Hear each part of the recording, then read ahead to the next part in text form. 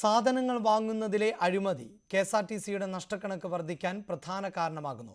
Pappanamcode central workshop അടക്കമുള്ള സ്ഥലങ്ങളെ സാധനങ്ങൾ കൂട്ടിയിട്ടിരിക്കുകയാണ്. പർച്ചേസ് ഓർഡർ ഇല്ലാതെ തന്നെ സാധനങ്ങൾ വാങ്ങിക്കൂട്ടിയതായും സൂചനയുണ്ട്. കെഎസ്ആർടിസിയുടെ സെൻട്രൽ സ്റ്റോറിലും പ്രാദേശിക സ്റ്റോറുകളിലുമെല്ലാം സാധനങ്ങൾ കൂട്ടിയിട്ടിരിക്കുകയാണ്.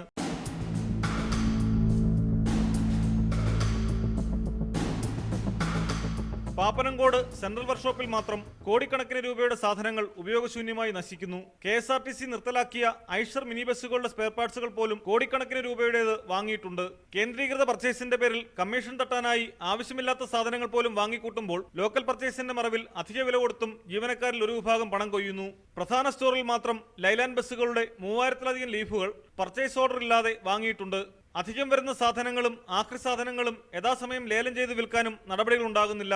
പിന്നീട് തുച്ഛവിലയ്ക്ക് വിൽപ്പന നടത്തി വൻതുക കോഴ വാങ്ങുന്നതായാണ് ആരോപണം. കഴിഞ്ഞ സർക്കാരിന്റെ കാലത്ത് ടയർ വാങ്ങിയതിലും വൻ ക്രമക്കേട് നടന്നു. പണം രൊക്കം കൊടുക്കാനില്ലെന്ന കാരണം പറഞ്ഞ് ഇടനിലക്കാരിൽ നിന്ന് സാധനങ്ങൾ വാങ്ങുന്നവർ ഗുണനിലവാരം പോലും പരിശോധിക്കാറില്ലത്രേ. കെഎസ്ആർടിസിയുടെ നഷ്ടക്കണക്കിന്റെ പഴി തങ്ങളുടെ ചുമലിൽ വെക്കുന്നവർ മുകൾത്തട്ടിലെ അഴിമതി ആരോപണങ്ങൾ അന്വേഷിക്കാറില്ലെന്നാണ് ജീവനക്കാരുടെ പരാതി. കെഎസ്ആർടിസിയിൽ വൻ അഴിമതി നടക്കുന്നുണ്ട്. പർച്ചേസിങ്ങിന്റെ ഇതിൽ സെൻട്രൽ അങ്ങനെ ആവശ്യമില്ലാത്ത വണ്ടികൾ വൈറ്റ്സിൽ വാങ്ങിച്ച് കൂട്ടിയിട്ടുണ്ട്. പല ടൈപ്പ് വാഹനത്തിൻ്റെ പൈപ്പുകൾ, അതായത് തുരുമ്പെടുത്ത് ഇവിടെ കിടന്ന് നശിക്കണം. ഞങ്ങൾ പല വർക്കിനായിട്ട് അവിടെ ചെന്നപ്പോഴാണ് ഇത് കാണുന്നത്. സ്റ്റോക്ക് രജിസ്റ്ററുകൾ കൃത്യമായി പരിശോധിക്കാതെ അഴിമതിക്ക് കുടപിടിക്കുന്ന ഉദ്യോഗസ്ഥർക്ക് മുതൽ മുകൾത്തട്ടിൽ വരെ വീതം ലഭിക്കുന്നതിനാൽ ഇത്തരം വിഷയങ്ങൾ പുറത്തു കൊണ്ടുവരാൻ മിക്കവർക്കും താല്പര്യമില്ല. ശമ്പളവും ആനുകൂല്യങ്ങളും ഇല്ലാതെ ജീവനക്കാരിൽ വലിയൊരു വിഭാഗം ബുദ്ധിമുട്ടുമ്പോഴാണ് ചിലർ കെഎസ്ആർടിസിയെ കറവപ്പശുവാക്കുന്നത്.